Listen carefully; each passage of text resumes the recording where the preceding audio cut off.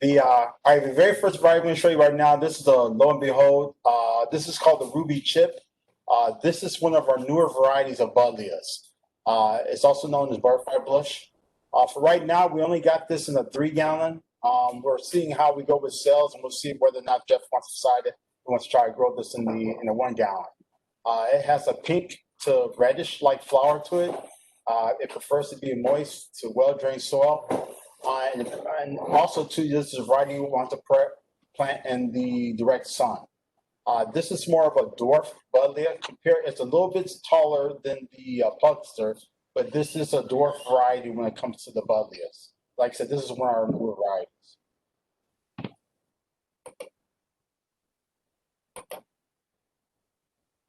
Okay, this is the buddlea pugster periwinkle. This is a crop. This is actually one of our older crops. Tom had Jeff trim this back pretty hard early in the season and put it underneath shade, and as you can see, it came back really nice. This is a zone 5 to zone 9. It gets 24 to 36 inches in width. It has more of a purple-like flower. The foliage is clean. It's full of buds and flowers. Once again, the variety needs to be in a moist but well-drained soil. And this is a variety for all buddleas. This is something that's known for all buddleas. All buddleas are known that they're late bloomers. It takes a little while for them to come out of dormancy. Jeff usually puts them in preheated houses during the early spring. So that's something just to make sure the customers understand that. This is a summer bloomer. And like I said, all pugsters are more of dwarf. But once they start blooming, it's known to bloom from late summer all the way up into the fall. Next variety. Now we've got the Vitex blue puffballs. This is the newer variety of Vitex that we had. Jeff wanted me to show you a picture of it. They are in bloom. They're zone 5 to zone 9. This is more of a light blue to lavender flower. This variety does prefer to be in moist, well-drained soil. What we've been doing, we've been planting these things in direct sun. What I've seen for these varieties, also you want to plant these in areas you got some really good air circulation, because if it gets too wet and damp, it'll get spots on the leaves. So you want to get air circulation for this variety wherever you plant it. It is a dwarf variety of Vitex, and like I said, once it starts blooming, it's a late summer bloomer, so it will bloom from June all the way up until September. The Syringa boomerangs.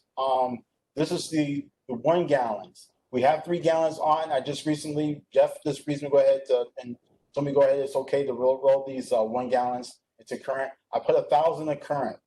The picture to the right, this one up on top, as you can see, it does have buds on the tips.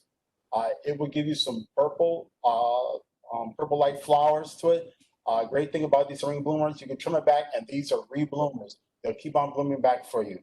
It is a variety that prefers to be planted in the direct sun. It's in the soil. It likes to be in the soil, but not too wet, because if it gets too wet, it'll start to turn a little bit yellow. We had to dry it up a little bit. That's the reason why they're so late being put into current, to flush them out and get that foliage and turn back to a nice dark green for you. Like I said, it is a reblooming lilac. It's supposed to be deer and disease resistance. It's a good variety for pollinators, for attracting bees and butterflies. The Hemicalis going bananas. This is our actually 3rd crop for this variety. You sowed through the first 2 crops. This is the 3rd crop. It's in bud and bloom. As you can see, it's also known as daylily. This is a zone 3 to zone 9. It will get 18 inches in height to 18 to 24 inches in width.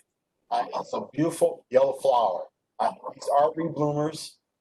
It blooms within the early summer all the way up into the fall. So like I said, this is our 3rd crop. So you got some good color out of this still.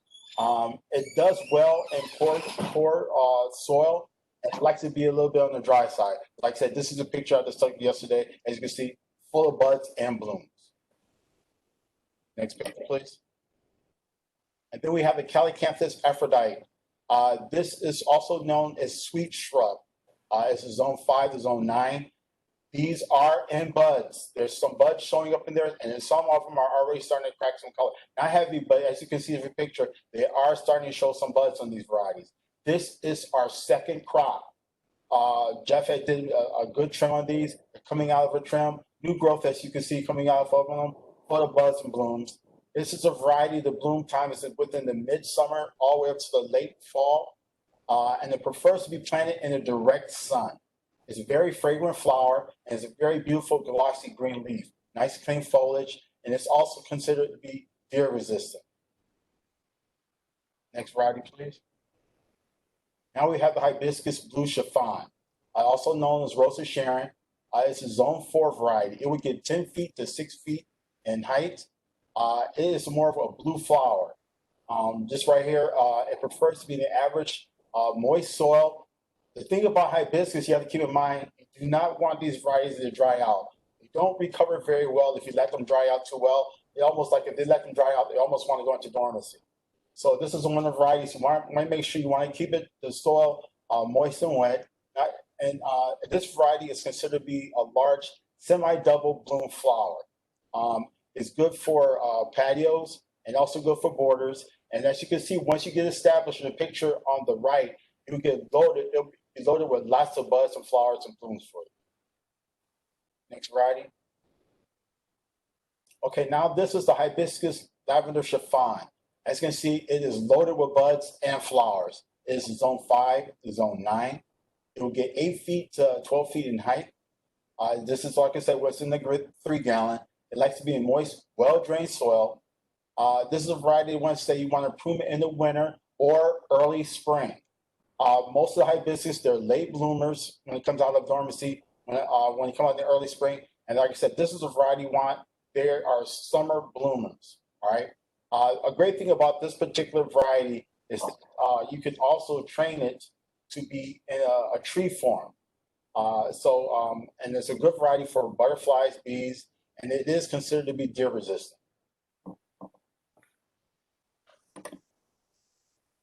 And then we have the hibiscus purple pillar. This is our second crop for this variety.